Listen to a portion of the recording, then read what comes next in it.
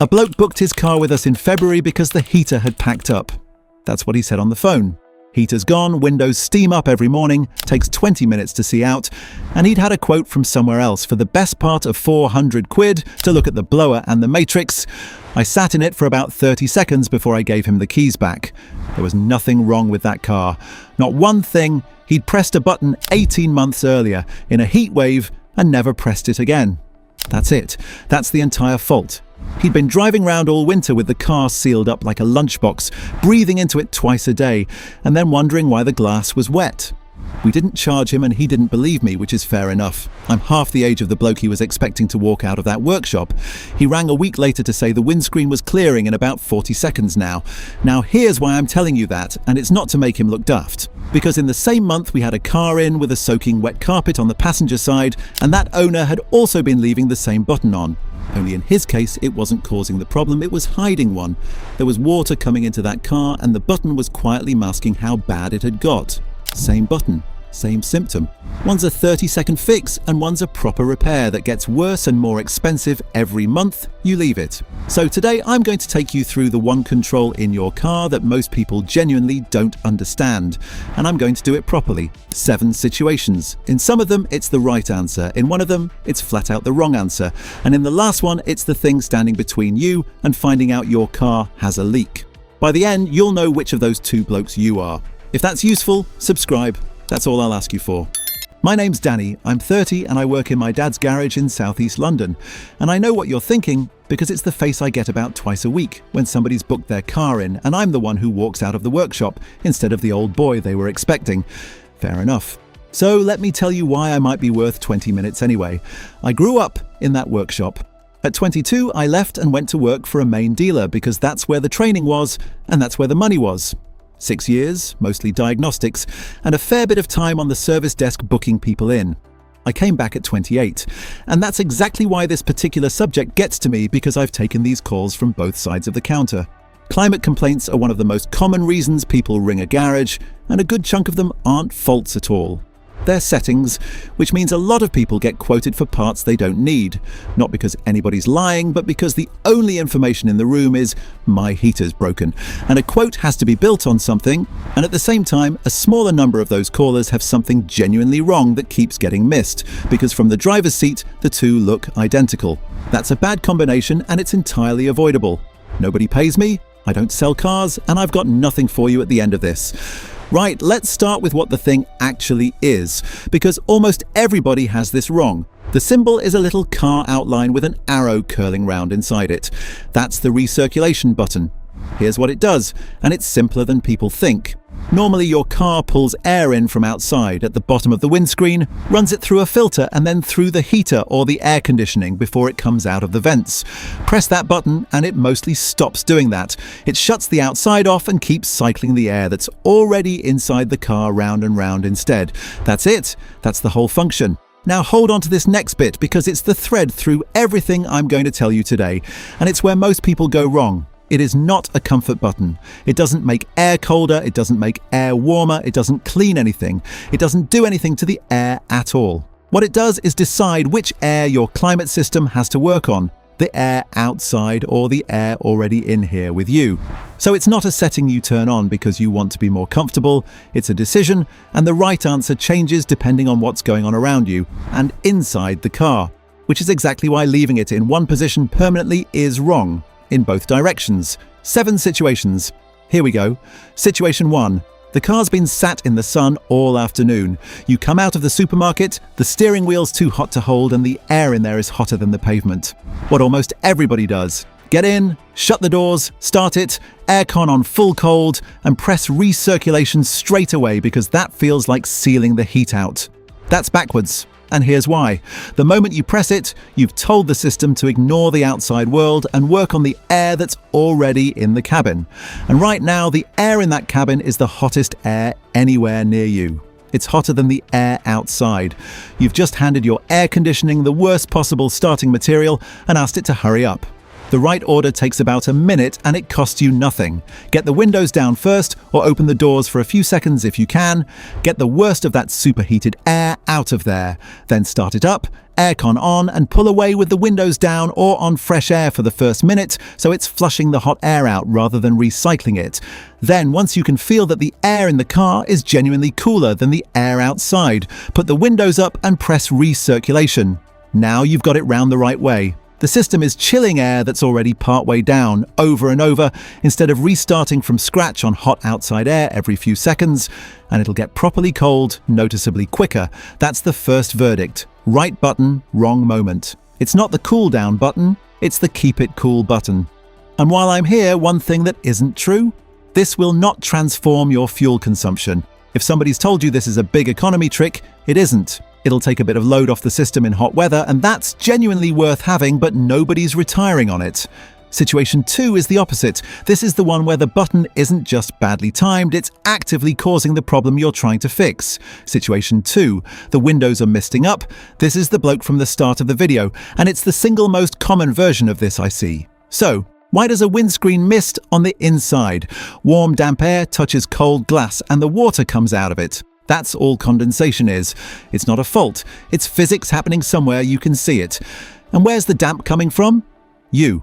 Everybody breathing in that car is putting moisture into it, continuously. Add a wet coat on the back seat, wet shoes on the carpet, an umbrella in the footwell, a dog, kids' football kit in the boot. On a wet British morning with 3 people in the car, the air inside is a lot wetter than the air outside. Now put recirculation on. You've sealed all that in and you're pumping it round and round with nowhere to go. Every lap it picks up a bit more moisture, and the coldest thing in the car is the windscreen, so that's where it lands. People then turn the heat up, which makes the car feel warm and does almost nothing about the water, and they conclude the heater's broken. That's the phone call. I took hundreds of them at the dealer and I take them now. And it's the same call every winter. The fix is free and it's about 30 seconds. Get it off recirculation, get it on fresh air, because the air outside on a cold, wet morning is nearly always drier than what you've been breathing. Select the demist setting so it's blowing at the screen. And here's the bit people won't do because it feels wrong. Turn the air conditioning on as well in the middle of January. Air conditioning isn't a summer thing, it's a dehumidifier. That's actually what it does. It pulls water out of the air passing through it. The heater warms the glass, the aircon takes the water out, and between them, the screen clears in a fraction of the time. If your car cancels recirculation by itself, the second you press demist, that's not a fault either. That's the car doing exactly this on your behalf because it's decided you being able to see out matters more than the air staying in. Verdict on this one: don't use it. Not a nuance, not a judgment call. If the glass is misting, that button is the problem and not the solution. Situation 3 is the one where it's the right answer. No arguments. Situation 3. You're behind something horrible. You're crawling through roadworks behind a tipper, or stuck behind an old van going uphill, or you're in a tunnel, or passing a resurfacing crew, or going by a farm on a warm day. Press it. This is what it's for. For the couple of minutes it takes to get past, shutting the outside off is exactly the sensible thing to do. And it works. You'll smell the difference within seconds. It's not an airtight chamber and it won't filter out everything, but as a shield for a short period, it does precisely what the symbol promises. The only thing I'd add is the word short. It's a shield, not a setting. Once the van's turned off or the tunnel's finished, put it back on fresh air, because if you leave it sealed for the next hour and a half with a car full of people, you've swapped a 2-minute problem for the misting problem I've just described, and now you can't see out. That's the pattern, and you'll have noticed it by now. It's fine for a short, deliberate job. It goes wrong when it becomes the position you just leave it in. Verdict: correct use, keep it brief. Situation 4 is winter, and it's the one where the right answer feels completely wrong. Situation 4. A cold morning, and you want the heat to stay in. This is a reasonable instinct. It's freezing, you've finally got some warmth in the car, and sealing it in seems obviously sensible. Some people do it deliberately for that reason, and it's not a stupid idea. But here's what actually happens on most winter mornings in this country, and it's the trap. Warm is not the same as dry. You can have a car that feels beautifully warm and has a windscreen getting steadily worse, and those two things are not in conflict at all. The heater's dealing with temperature, nothing's dealing with the water. And in this country, the mornings when you most want the heat in are almost always the mornings when the car is damp. It's been sat outside in the rain for 3 nights, there's water under the mats, and everyone's getting in with wet coats. So the honest answer for a British winter is fresh air, demist, and aircon on even though it's cold. Yes, you lose a bit of heat pulling colder air in. You get it back straight away because you can see, and because you're not fighting the glass for the next 15 minutes. There's one exception where I'd use it in winter: short burst, cars already warm and dry, no passengers, just to hold the heat while you're stationary. That's fine. It's the 20-minute wet commute with the family in it, where it turns on you. Verdict: understandable instinct, usually the wrong call here. Quick thing before the last 3, and it costs you nothing. If this has been useful, tap like. It puts it in front of somebody who's about to pay 400 quid for a button. Cheers. Situation 5. The car does it by itself. This confuses people and it generates a lot of unnecessary garage visits, so it's worth 30 seconds. On an older car, this button is simple. Press it. Light comes on, stays on till you press it again. On a newer car with automatic climate control, the car makes its own decisions. It might switch to recirculation when you ask for maximum cooling, because it knows what I explained in situation 1. It might switch itself when it reckons that's the efficient way to hold the temperature you've asked for, and it'll very often switch itself off the moment you select the windscreen demist to protect your visibility. Some cars will also cancel it automatically after a set period, specifically to stop you fogging the glass up. So if that light comes on or goes off and you didn't touch it, don't book it in. That's not a fault, that's the car being cleverer than the button. And I'll be honest, this is one my dad and I go round in circles on. He's been doing this 40 odd years, and his instinct with a system that does things on its own is that something's wrong with it. On the cars he learned on, he'd be right. If a control moved by itself back then, something had failed. On these, it's the opposite. It moving by itself is the system working. That's genuinely a generational split in our workshop, and I don't think either of us is being stupid about it. The only reason I'd want to see it is if it's changing constantly every few seconds, along with other odd climate behavior. That's different, and that's worth a look. Verdict: not a fault. Check the handbook for your car rather than a video about somebody else's. Situation 6 is the part sat behind all of this that nobody thinks about. Situation 6, the bit you're blaming the button for. Here's a scenario I see constantly. Fans on full, it's roaring away and hardly any air is coming out. Screen takes forever to clear, so the driver turns the fan up higher, gets more noise and not much else, and eventually starts using recirculation because the car seems to respond a bit better that way. Now, why does it respond better on recirculation? Because the air inside the car has already been through the filter. It's taking the path of least resistance, which is a clue. There's a cabin filter in your car, usually behind the glove box or under the scuttle at the bottom of the windscreen. Every bit of outside air goes through it, and it collects everything. Leaves, dust, pollen, the lot. On a car that spent a few autumns parked under a tree, I've pulled filters out that you genuinely could not see daylight through. I keep the worst one I've found on the shelf in the office to show people because nobody believes it otherwise. When that filter's blocked, fresh air can barely get in. So the car feels better sealed up, the screen won't clear properly, the fan sounds like it's working hard for nothing, and there's often a musty smell as well. It's a service item.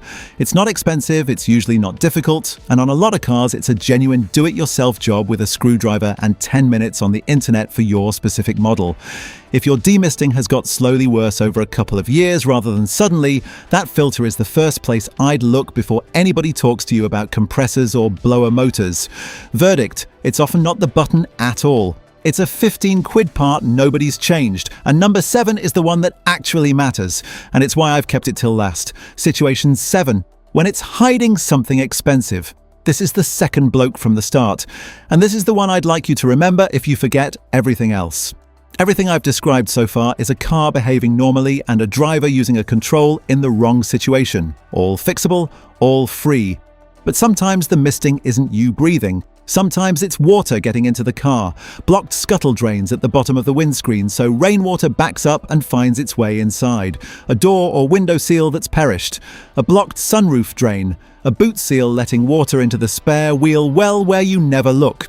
or a heater matrix weeping coolant inside the dashboard, which gives you a permanently greasy film on the inside of the screen and a slightly sweet smell. Now here's how the button hides it. You're using recirculation, the car's misting, you assume it's the setting, and you accept it. You get used to a bit of dampness. 6 months go by, and in those 6 months the water is sitting on a carpet with the wiring loom underneath it, and modern cars have a great deal of electrical connection down in those footwells. That's the difference between clearing a drain, which is a small job, and chasing intermittent electrical faults through a wet loom, which is a horrible job and an expensive one. Wet carpets also mean mold in the vents, and a smell that doesn't come out, and a car that fails to sell properly when you come to move it on. So here's the test, and it takes 2 minutes. Do the correct routine properly. Fresh air, demist, air conditioning on, blow her up.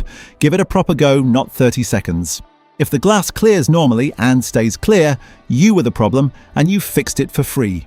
If it clears and then comes straight back, or it never really clears at all, stop pressing buttons and go and check the car.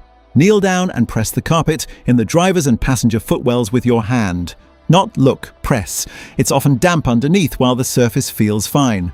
Lift the boot floor and check the spare wheel well. Have a look at the drain channels at the bottom of the windscreen where the wipers sit and see if they're full of leaves.